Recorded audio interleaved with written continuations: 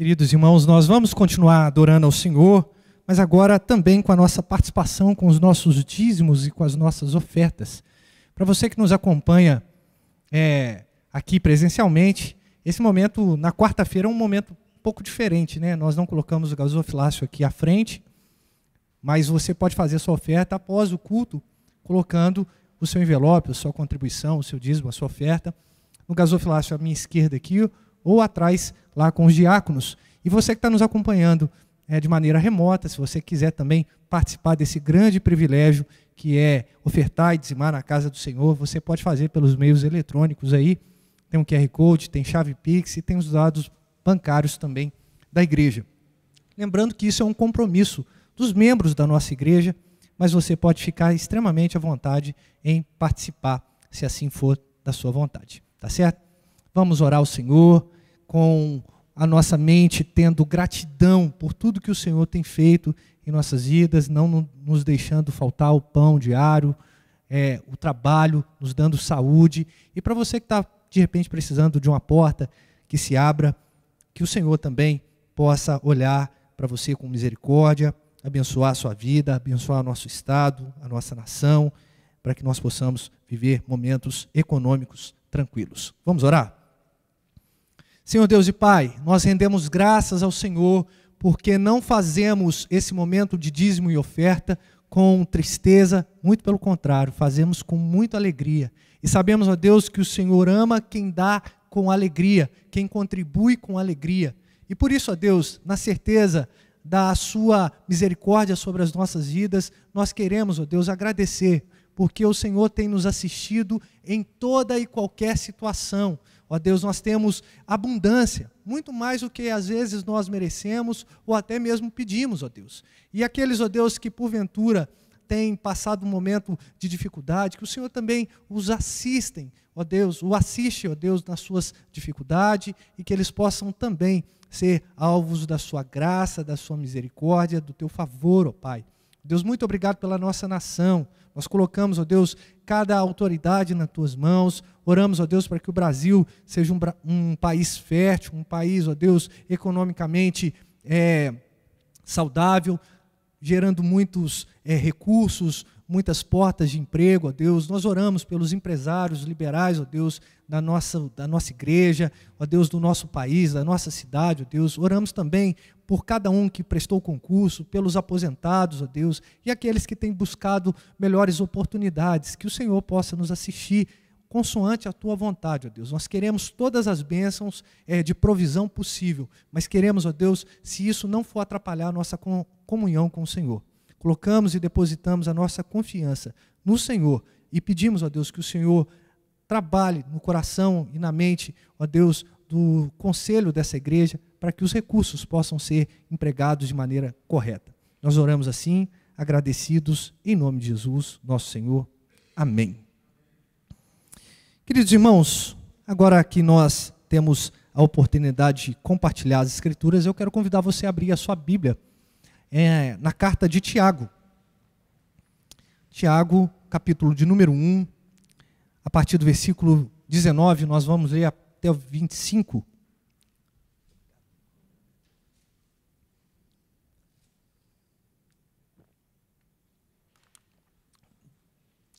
E nós vamos falar um pouquinho como e por que devemos viver a prática do Evangelho.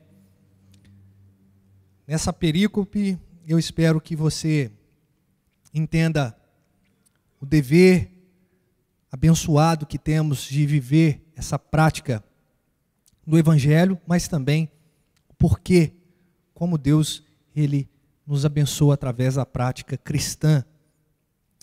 Diz assim as Escrituras Sagradas: sabeis essas coisas, meus amados irmãos, todo homem, pois, seja pronto para ouvir, tardio para falar, tardio para se irar, porque a ira do homem não produz a justiça de Deus.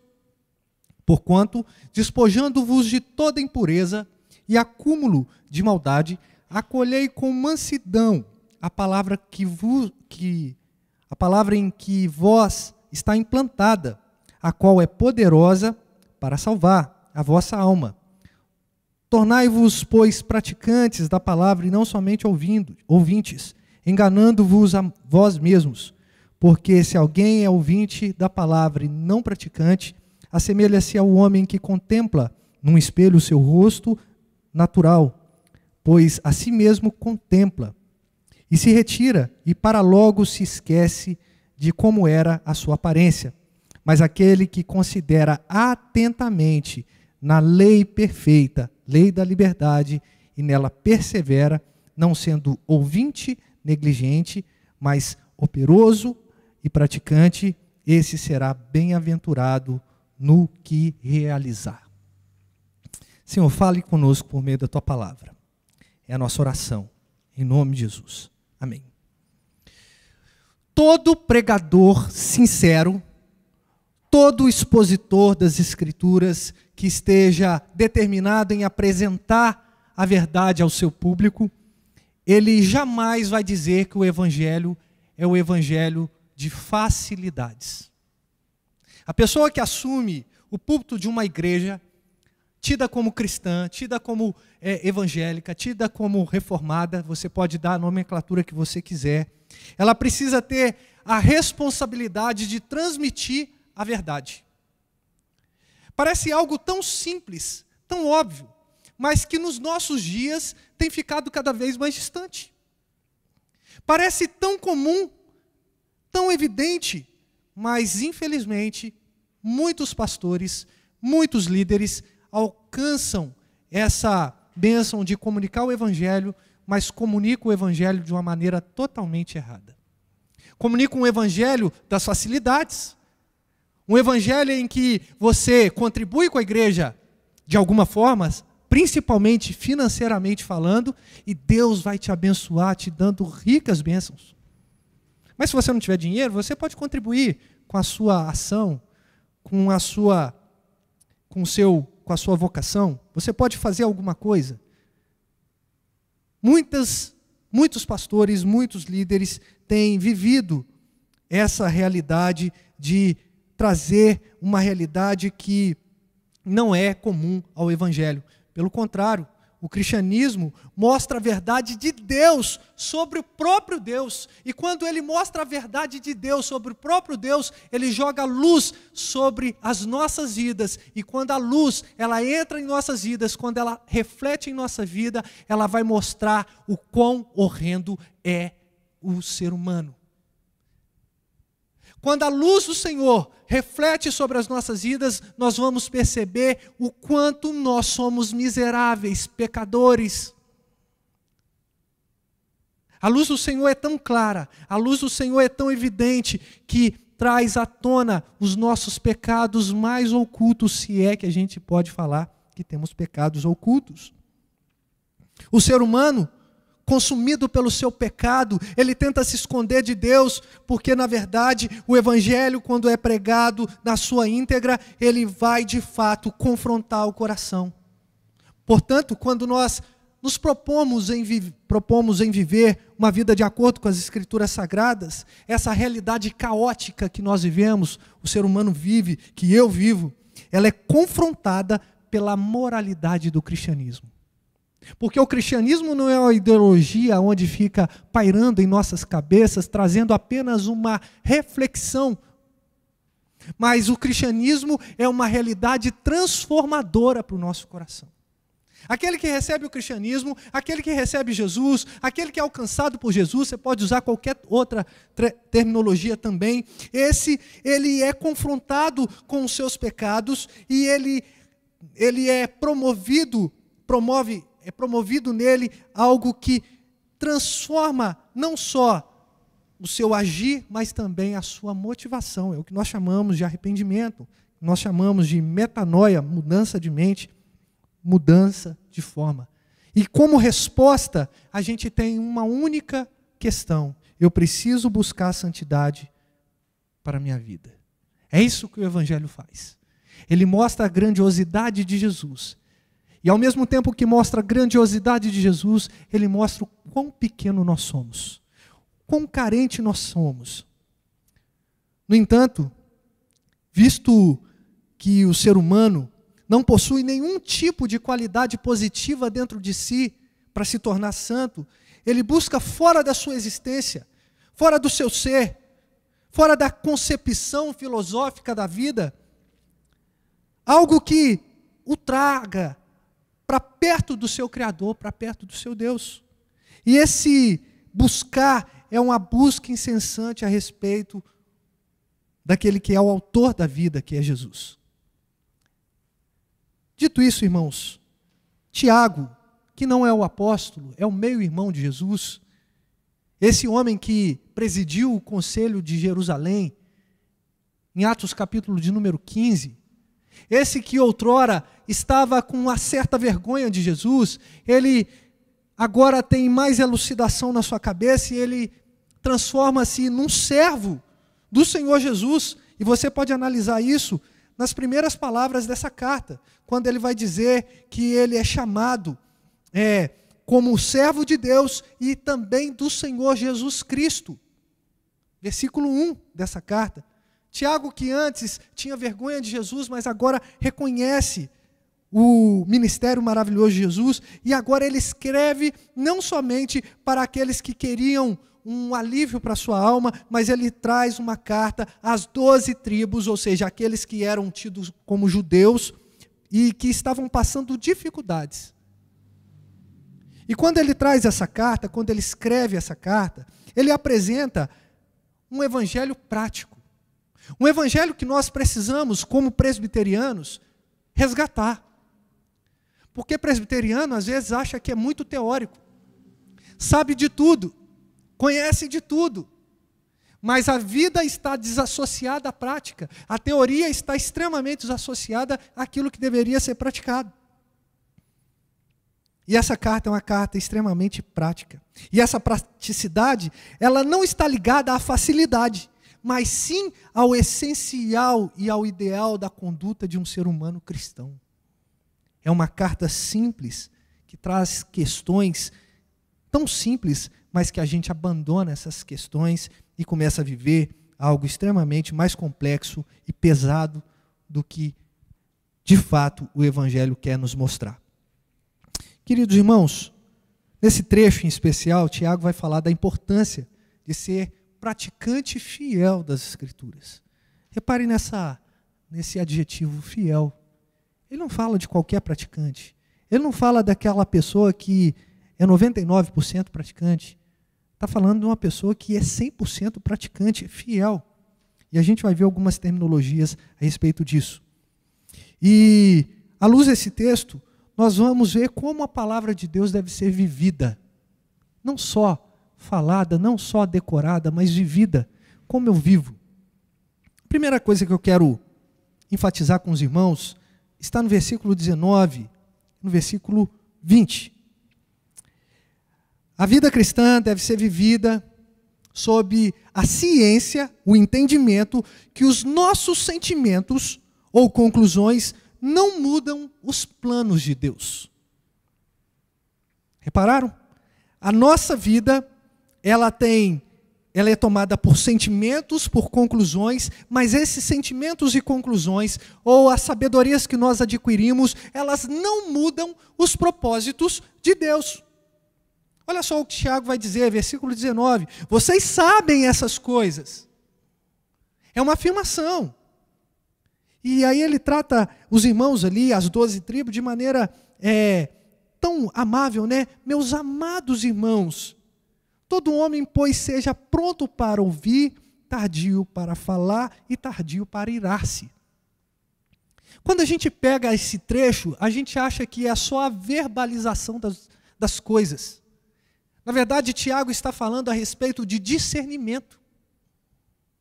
E principalmente se tratando numa sociedade que nós estamos vivendo, onde os sons, eles são emitidos sim, mas não só os sons, mas a imagem é muito importante. Nós vivemos hoje tempos digitais, onde a informação está a 1 minuto.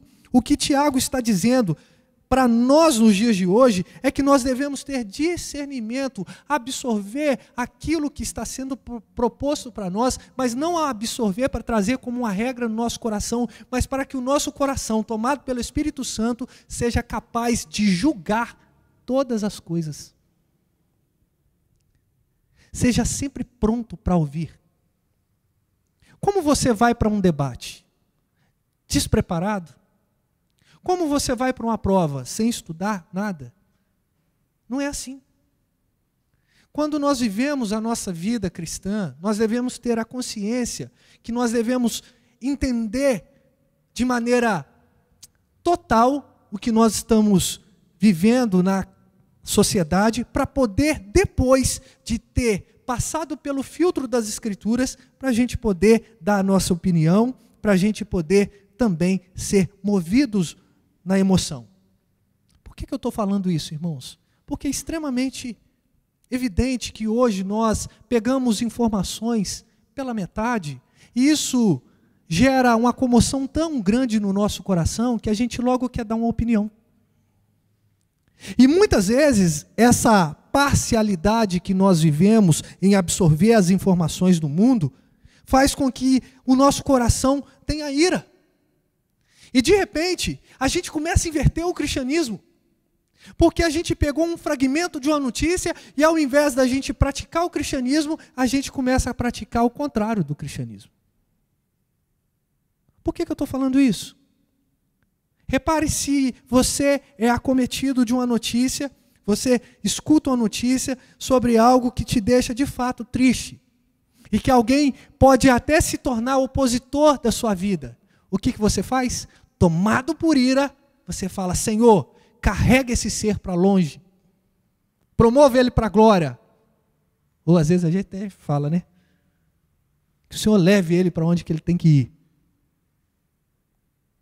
Mas não foi isso que Jesus nos ensinou. Jesus nos ensinou que nós devemos orar pelos nossos inimigos. Nós devemos amar aquele que nos persegue. Por isso Tiago traz essa palavra exortativa no início, dizendo: olha, vocês precisam ter olhos atentos para que vocês, quando confrontados no mundo, vocês possam trazer uma palavra que vai trazer paz ao coração das pessoas. O tardio ao falar não é ficar calado. O tardio ao falar é você entender que o mundo vai gritar diversas formas, diversas coisas, mas você tem uma palavra que põe um ponto final. Não é que você é dono da razão, é que você conhece a verdade. Mas como a gente faz? A gente sai atropelando. A gente tem as nossas convicções e no meio dessa confusão que a gente arruma, simplesmente o nosso coração é tomado por ira. E quando o nosso coração é tomado por ira, nós somos capazes de cometer qualquer pecado possível. Não adianta você falar assim: não, eu sou um eleito de Deus, e você pode ser um eleito de Deus. Ah, eu sou um ungido do Senhor. Não sei se essa terminologia cabe para você nem para mim, mas ok, eu entendo que você pode ser um ungido do Senhor, mas se o seu coração estiver tomado por ira, você é capaz de matar, você é capaz de adulterar, você é capaz de fazer qualquer coisa que vai contra o caráter que Deus apresenta nas Escrituras. Por isso Tiago fala: sejam tardios para falar, mas prontos para ouvir. Olhem para o mundo. O que o mundo está passando de informação, o que isso impacta na minha vida, na minha comunhão com Deus, é a primeira coisa que eu devo analisar. O que impacta na minha comunhão com o próximo é a segunda coisa que eu vou analisar. E quando a gente analisa essas duas vertentes, o que a gente está fazendo? Cumprindo as palavras de Jesus. Por quê? Nós devemos amar ao Senhor acima de todas as coisas e ao nosso próximo como a nós mesmos. As informações, todas as confusões desse mundo odierno, eles são, de fato, situações que vão tentar trazer a ira para o coração do ser humano, para o coração do cristão. E não pense você, não pense eu, que a ira não é pecado. Porque a gente usa aquele texto lá de Efésios, né? Falando que irai-vos, mas não pequeis. No Antigo Testamento também está escrito. Mas não é assim que interpreta esse texto. Vocês vão ser provocados à ira, mas não pequem. A voz está no passivo. Você que entende talvez de português vai saber o que eu estou falando. Mas a melhor tradução seria: vocês vão ser levados a ser irados, mas não pequem. As pessoas vão provocar vocês. Mas aí, Tiago, de uma maneira extremamente brilhante, ele traz uma razão por que nós devemos viver essa vida, conscientes de que essa ira, ou qualquer outro sentimento que o nosso coração produza, em resposta ao mundo, não pode trazer o juízo ou a justiça de Deus. Não muda o plano de Deus. Você foi levado a se emocionar com uma propaganda? Isso não muda a justiça de Deus. Deus não vai mudar os planos dele porque você está sentindo no seu coração. Seja amor, seja ódio, seja raiva, seja ira, seja compaixão, Deus não muda os seus propósitos. Na verdade, o que Deus faz é nos levar à sala do olheiro, nos quebrar e nos fazer conforme a vontade dEle. É isso que Deus faz. É isso que Deus realiza em nossa vida. Ele não pega a sua particularidade e fala assim: olha, que bacana, o Wander ele pensa dessa forma, então eu vou adequar os meus planos. Não, ele chama o Wander e fala: vem cá, Wander, vem cá, está vendo? O meu propósito é esse, você que dá um jeito de se amoldar. Deus é imutável. E por isso Tiago fala: porque a ira do homem não produz a justiça de Deus. Quantas vezes a gente acha que é assim?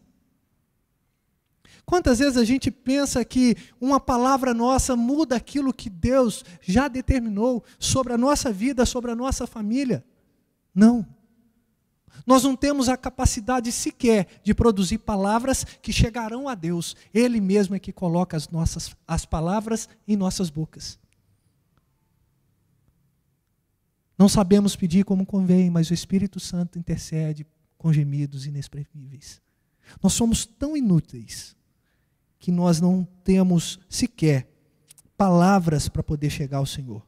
E quando nós pensamos nessa questão de sentir ou concluir alguma coisa e achar que essa conclusão ou sentimento vai mudar o plano de Deus, a gente começa a cair em vários problemas.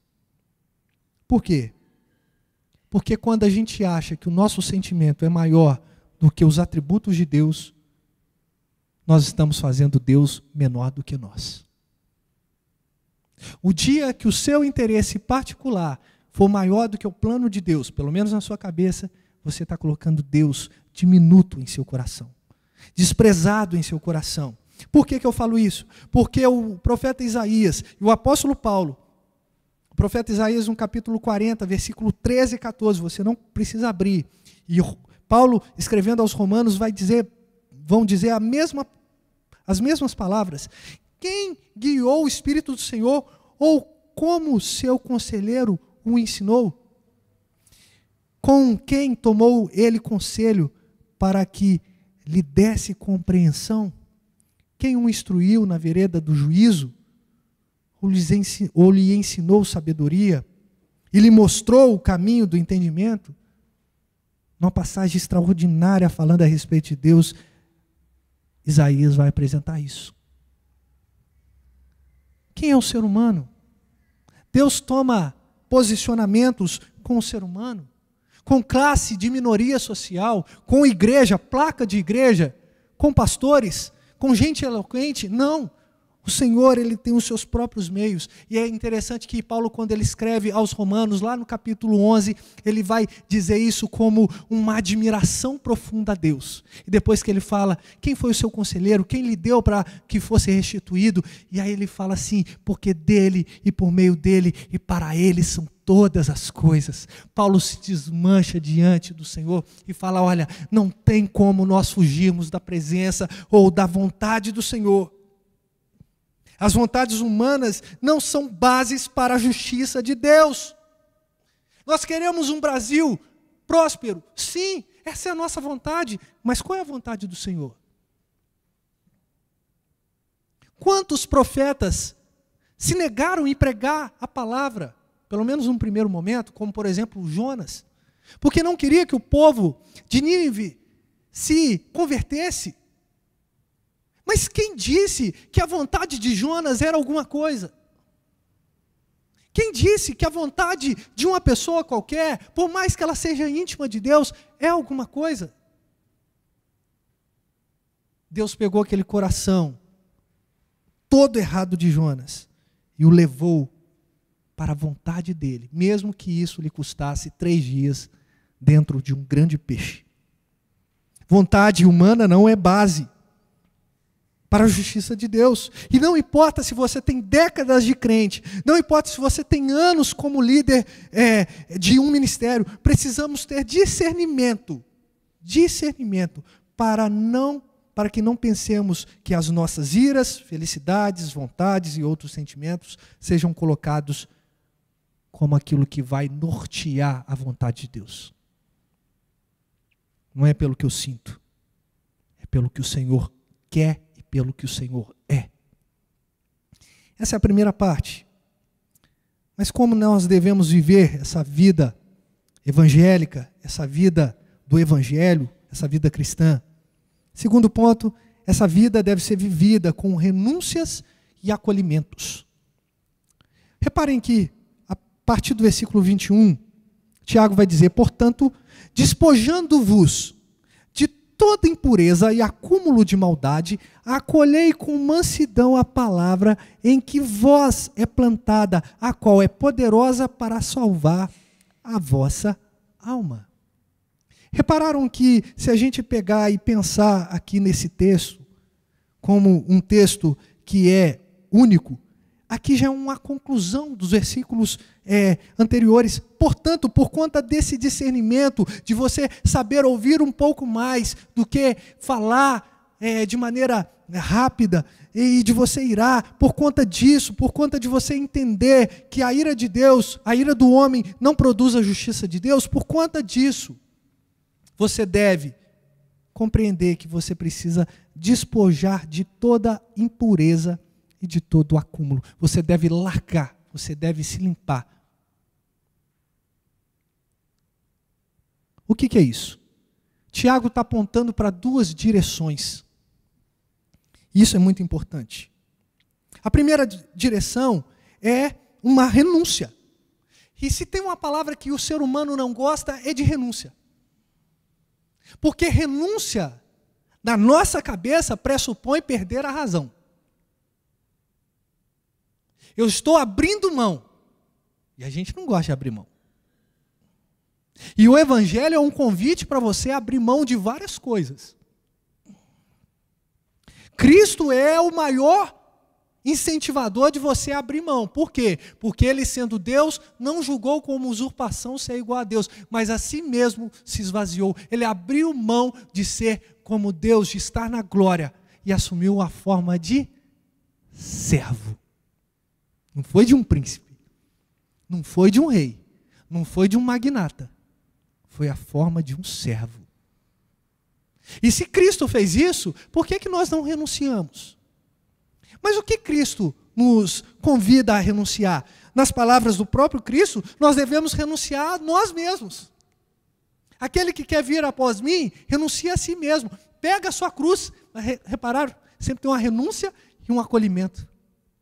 Você renuncia às suas vontades, mas fica tranquilo que você não vai embora de mão vazia, não. Vai ter uma cruz para você carregar. Vai ter uma dificuldade para você sofrer. E eu não estou trazendo essa palavra, queridos irmãos, para poder te desanimar. Eu estou apenas trazendo de volta ao foco do Evangelho, porque nós devemos nos despir de toda a nossa vontade, para que a vontade de Deus se estabeleça em nosso coração. Mas olha que Tiago aponta para 2 direções: renúncia e acolhimento. Mas dentro da renúncia, ele aponta para impureza e acúmulo de maldade. Né? temos uma bifurcação: acolhimento e renúncia. E dentro da renúncia nós temos mais uma bifurcação, que é a impureza e o acúmulo de maldade. O que Tiago está dizendo? Vocês conscientes de que Deus transformou a vida de vocês, agora vocês precisam se santificar. De que maneira? Lavar as suas impurezas. Reconhecer que vocês são imundos e assim buscar aonde vocês devem se banhar. É basicamente isso. Quando o evangelho atinge o coração do ser humano, a primeira coisa que ele faz, ele olha para Cristo, a cruz maravilhosa, a realidade salvífica, e imediatamente quando ele olha para a cruz, aquilo reflete na vida dele, e quando ele olha, ele fala assim: uau, como eu estou. Não sei se você já teve essa experiência. Você foi convidado para uma festa, mas você não fazia ideia da dimensão e o glamour da festa. E de repente você falou assim: vou pegar uma roupa simples aqui, uma calça jeans, uma camisa básica, estou indo. Chega lá, está todo mundo de smoke. Qual é a sua sensação? Vou pegar meu carro, vou pegar uma condução, vou em casa, vou colocar um vestido para as mulheres, né? Vou colocar um smoke também, um terno que seja, porque eu estou muito aquém da festa. Né? E imediatamente todo mundo que está de smoke, vestidão, dá aquela olhada assim, que destoa, né? O evangelho é basicamente isso. Quando a reflexão da graça do Senhor sobre as nossas vidas, a gente olha para nós e fala assim, nós olhamos para nós mesmos e falamos assim: uau, como eu sou um miserável pecador. Mas o Tiago aqui, ele vai dizer: vocês precisam despojar, vocês precisam lutar até a última gota de suor, até o último sangue, para que vocês sejam puros, sejam encontrados santos diante do Senhor. Isso é despojar-se da impureza. É você reconhecer que você está cheio de pecado, cheio de problemas, está sujo e que você precisa de um banho. E que você precisa de um banho. E aí, quando você encontra um banheiro, um chuveiro quentinho, ou um chuveiro mais fresco, dependendo do calor, da temperatura que tiver, você imediatamente se lava e ali você se sente limpo, mais puro um pouco. Mas Tiago não fala só da impureza, ele fala do acúmulo de maldade. E aqui, irmãos, eu quero usar mais um exemplo prático que muito provavelmente você conhece. Hoje está na era dos pets. Imagine você que tem um pet, tá? Um animalzinho. Você paga R$80 para dar um banho caprichado naquele seu pet. Vai aparar os pelos e tal, dar aquele banho cheiroso. E quando você chega em casa com aquele pet super limpo, né, você dá uma piscada, ele vai na primeira poça de lama e se joga nela. Acho que a maioria já viveu esse tipo de situação. O que adiantou? Basicamente nada, né? O investimento na limpeza daquele animal. Isso aqui é a vontade de acumular a maldade. Tem gente que vem à igreja para poder descarregar sobre o Senhor os pecados. E devemos fazer isso. E temos que fazer isso. Confessar os nossos pecados para que nós possamos ser sarados, curados. Mas não adianta se a gente sair daqui com a mentalidade de acumuladores de maldade. Não adianta a gente chegar aqui na igreja, fazer uma oração extremamente sincera ao Senhor. Senhor, está aqui o meu pecado, eu peço perdão por ele, e o Senhor derrama o perdão sobre a sua vida. E você imediatamente, quando sai daqui, você começa a acumular maldade de novo. Não é um ciclo vicioso?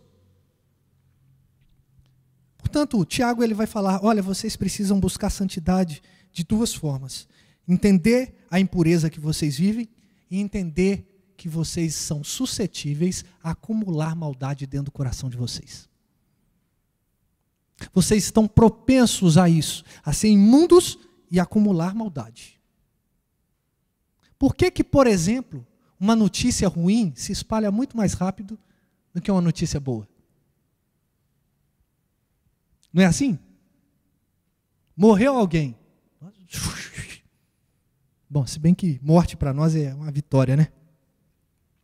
Mas rapidamente isso se espalha. Mas se tem alguma felicidade, isso é pouco mencionado. Porque nós somos acumuladores de maldade.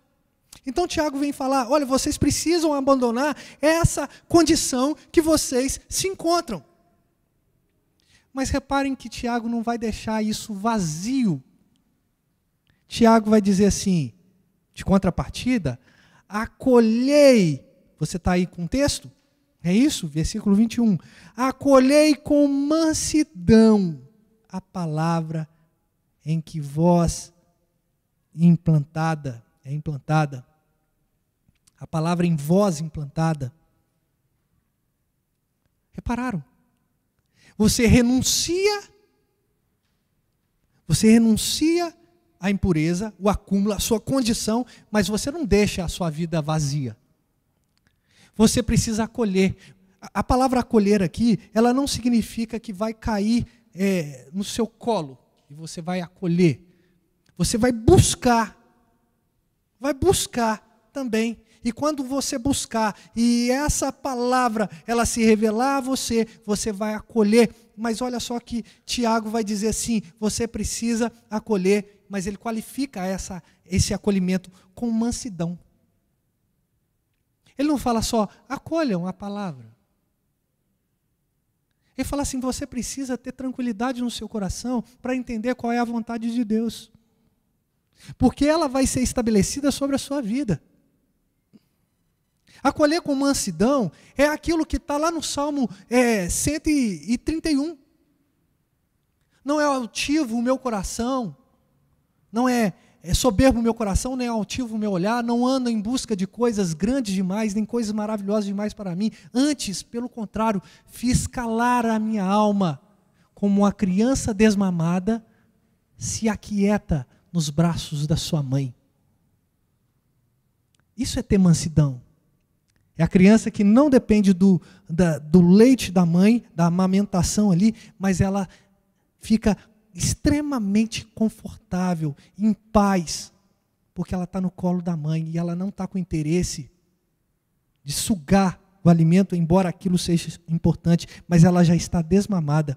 A situação aqui é semelhante. Nós devemos acolher com tranquilidade.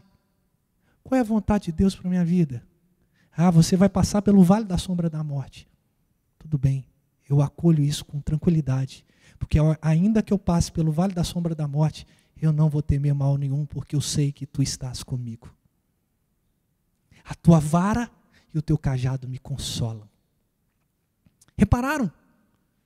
Então não tem notícia catastrófica para um crente, não no sentido de abalar nossa fé, porque nós acolhemos a palavra do Senhor sobre as nossas vidas. E reparem que assim como Tiago qualifica o acolhimento, né, esse acolhimento deve ser com mansidão, ele qualifica essa palavra. Ele não fala a palavra, porque a palavra poderia ser a palavra de um filósofo, a palavra de um pastor, a palavra de alguém entendido, de um coach, a palavra de alguém que é relevante na sua vida, da sua mãe, do seu pai, do seu irmão, enfim, qualquer um. Mas ele fala que é a palavra que foi implantada em vós, essa palavra que ganhou moradia no seu coração. E não só isso, ela é poderosa para salvar. Amém? Presbiteriano fala amém. Ela é poderosa para salvar. E é assim que nós devemos entender que essa palavra, quando ela é acolhida com mansidão, essa palavra que um dia já foi implantada em nós, ela é poderosa para salvar a nossa alma.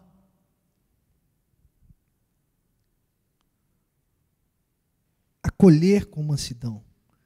E aí eu pergunto para você, e para mim também se estende essa pergunta, como nós temos acolhido a palavra de Deus? Hoje é o pastor Pedro, hoje eu não escuto não. Domingo é o pastor Eloy, aí esse eu escuto. Ou essa carta de Tiago, não, é muita coisa prática, sabe? Não dá não. Eu gosto mais de uma coisa, Cantares de Salomão. Será que a gente faz esse tipo de seleção do que Deus quer falar em nossas vidas? Toda a Escritura é poderosa para a salvação. A fé ela vem despertada do ouvir e ouvir a palavra de Deus. Então, quando nós falamos de viver prática do Evangelho, a prática do Evangelho, o Evangelho deve ser vivido com renúncias, mas também com acolhimento. Eu preciso renunciar às minhas impurezas, os meus acúmulos de maldade, mas eu preciso acolher aquilo que me salva. Eu preciso ter sede daquilo que me salva. Eu preciso ter sede da palavra de Deus. Eu preciso ter fome da palavra de Deus. Porque ela é poderosa para a salvação. Esses dois pontos apresentam para a gente, queridos irmãos, a respeito de como nós devemos viver a prática do Evangelho. Agora, qual é a finalidade, né? Por que nós devemos viver assim? Eu acho que os 3 últimos versículos vai nos dizer de maneira bem clara a respeito do porquê. Versículo 22, tornai-vos, pois, portanto, por conta dessa palavra que é poderosa para salvar a vossa alma, tornem praticante da palavra e não somente ouvinte. Porque quando nós somos ouvinte, nós estamos enganando a nós mesmos. Porque se alguém é ouvinte da palavra e não praticante, assemelha-se ao homem que contempla num espelho o seu rosto natural, pois a si mesmo se contempla e se retira para logo se esquece de como era a sua aparência. Mas aquele que considera atentamente na lei perfeita, está falando do Evangelho, evidente, né? Na lei da liberdade, não é a lei escravizante do Antigo Testamento, mas a lei de Cristo, a lei interpretada e vivida por Cristo, e nela persevera, não sendo ouvinte negligente, mas operoso praticante, esse será bem-aventurado no que realizar. Então a primeira coisa que a gente vê na finalidade de vivermos assim o Evangelho é para que a palavra descrita como lei seja evidenciada em nossas vidas e que ela nos faça lembrar de quem nós somos. É isso que Tiago está dizendo. Nós devemos praticar a palavra, porque aquele que não pratica, ele chega diante de um espelho, é como se fosse uma pessoa com um grau de Alzheimer muito avançado, né? Ela não se reconhece. Porque o Evangelho é esse norte, mas quando a pessoa não tem o discernimento, ela não consegue enxergar as suas próprias mazelas. E nós nos esquecemos daquilo que é óbvio. Aqui Tiago fala da própria aparência. Quem esquece da própria aparência? Alguém que está extremamente doente. E é isso que Tiago está falando. Que aquele que não acolhe a palavra, aquele que não pratica a palavra, ele está extremamente doente. Porque ele se esquece daquilo que é óbvio. Ele se esquece que deve estender a mão para o desvalido. Ele se esquece que deve estender a mão para o necessitado. Ele se esquece que deve vir à igreja. Você que está aí em casa, ó, presta atenção, você tem que vir à igreja. Porque é em comunhão que nós recebemos as curas do Senhor sobre as nossas vidas. Nós esquecemos o óbvio. Porque o ser humano, sem praticar a palavra, ele não tem referencial.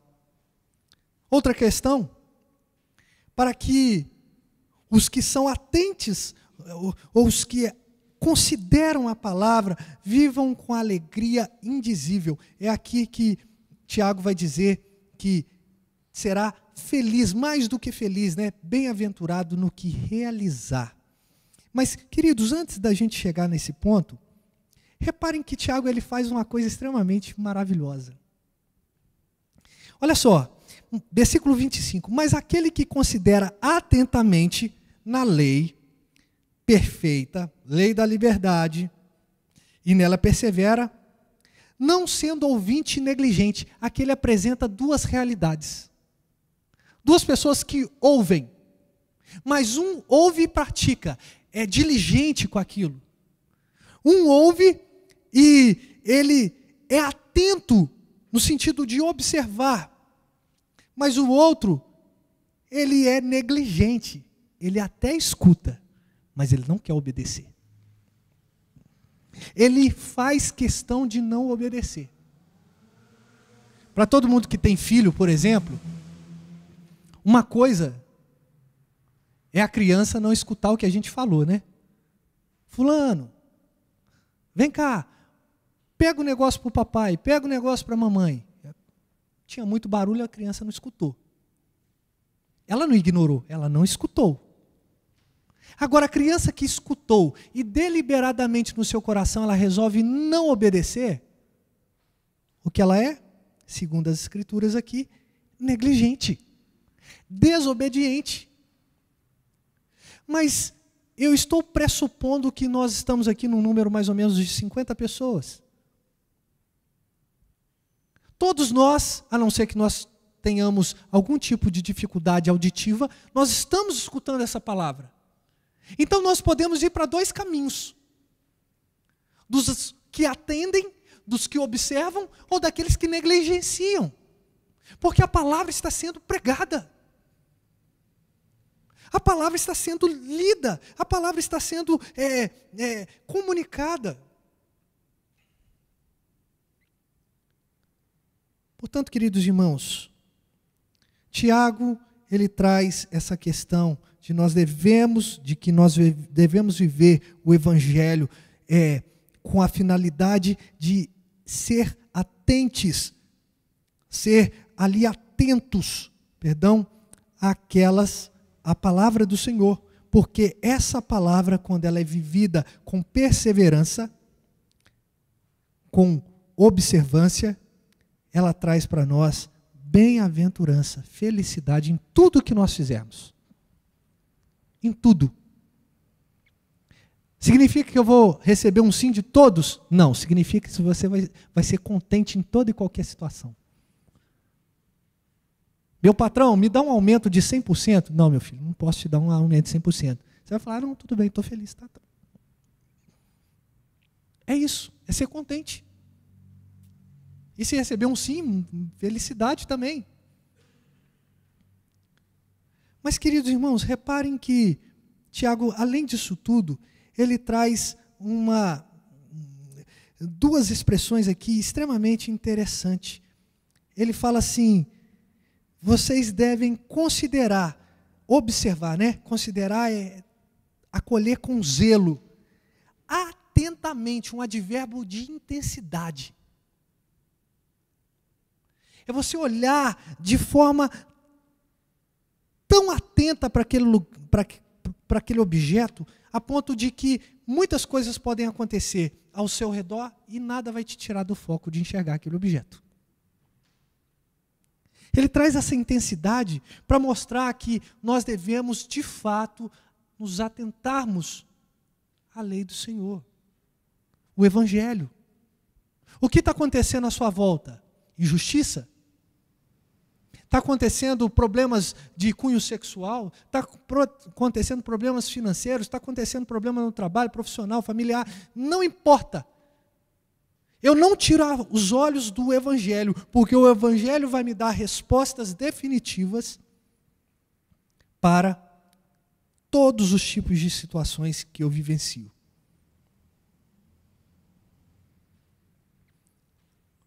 Mas ele traz outra palavra interessante: operoso praticante. O que é operoso praticante? É aquele que tem prazer em praticar. Não pratica porque alguém mandou, não pratica porque alguém está vendo, mas ele tem felicidade, ele é proativo em praticar. Terminando, querido irmão e irmã, viver a prática da palavra de Deus é saber que existe um Senhor que não é controlado pelas nossas vontades, pelas nossas emoções, pelas nossas iras. Viver a prática do Evangelho é saber renunciar àquilo que é ruim, aquilo que a Bíblia aponta como algo negativo, e acolher devidamente, com intensidade, a palavra do Senhor, que é a nossa regra de fé e prática. E além disso tudo, quando nós praticamos tudo isso, quando nós entendemos, nós vamos ter felicidade em nossa vida. Porque Tiago vai dizer, e esse que é operoso praticante será feliz, ou mais do que feliz, no que realizar. Termino essa prédica, querido irmão e irmã, te perguntando, como está a tua prática cristã? Fragmentada? Eu sou um pouquinho crente no meu trabalho, um pouco mais crente na minha casa, mas dentro da igreja não tem ninguém que seja mais crente que eu. Não, nós devemos ser crentes igualmente em todos os nossos ambientes. Como tem sido a sua prática cristã nas redes sociais? Como tem sido a sua prática cristã na sua casa, no seu relacionamento sentimental, no seu relacionamento patrão-empregado, empregado-patrão? Como tem sido a sua prática cristã na igreja? Na igreja que o bicho pega, né? Na igreja que é difícil. Tem um monte de pecador que acha que é crente, que acha que é santo, mas que vive dando espetada em outros. Há uma necessidade, queridos irmãos, em ter de fato essa palavra acolhida no nosso coração para que isso redunde em prática cristã. Meu desejo é que a primeira igreja seja conhecida como uma igreja que, de fato, ela pratica o evangelho, não só entre as quatro paredes desse templo, mas ela é conhecida aonde quer que ela esteja. E eu não estou falando de grupos grandes, eu estou falando de pessoas como você, como eu, que levam o evangelho através do testemunho. Que Deus nos ajude a viver uma vida assim. Quero convidar você a ficar de pé. Nós vamos finalizar esse momento de culto ao Senhor. Eu peço para que você feche seus olhos. Como eu disse, o Evangelho, ele mostra a cruz e reflete o nosso ser. Como está a sua vida? Como está a sua caminhada? Como você tem se comportado? Quais são as suas respostas? Uma vez escutei a seguinte frase: nós agimos como gostaríamos que fôssemos, mas reagimos como quem realmente nós somos. As suas respostas, os seus reflexos vão dizer muito sobre quem é você e como está o Evangelho no seu coração. Esse é um momento em que você pode colocar diante do Senhor a sua vida e dizer: Senhor, me dá a ciência de que o Senhor é soberano sobre a minha vida. Não são as minhas vontades que guiam a minha existência. Senhor, me ajude a renunciar às minhas impurezas. Me ajude a não ser um acumulador de maldade. Mas me ajude, Senhor, a acolher também essa palavra que me salva. Senhor Deus e Pai, em nome de Jesus, o teu povo está aqui, escutou a tua palavra, entendeu a sua palavra, e nós sabemos, ó Deus, que o teu Espírito está agindo nos corações, e pedimos, ó Deus, que aquilo que não for do teu agrado, da tua vontade, que o Senhor limpe a nossa vida, tire da nossa vida, e que o Senhor nos dê a consciência de que nós precisamos cada vez mais progredir em nossa fé. Que que nós possamos cada vez mais crescer enquanto seres humanos, enquanto cidadãos, enquanto membros, mas acima de tudo, crescer enquanto servos do Senhor. Não para ter olhos altivos, mas porque nós entendemos que o nosso chamamento é para viver a totalidade do Evangelho. E quando nós entendemos isso, nós somos mais que felizes no Senhor. Muito obrigado, Pai, por cada um que atentamente ouviu a Tua palavra. Que isso seja um start para a vida cotidiana, no dia de amanhã, na próxima semana, nos próximos meses, nos próximos anos, décadas, enquanto o Senhor nos conservar em vida. Oramos assim, agradecidos, em nome de Jesus. Amém. Irmãos, recebam a bênção do Senhor, que o amor de Deus, o nosso Pai, que a graça maravilhosa do nosso Salvador, Jesus Cristo, e que as consolações e o confronto do Espírito Santo esteja sobre a vida de cada um aqui presente e sobre também aqueles que estão nos assistindo de maneira remota.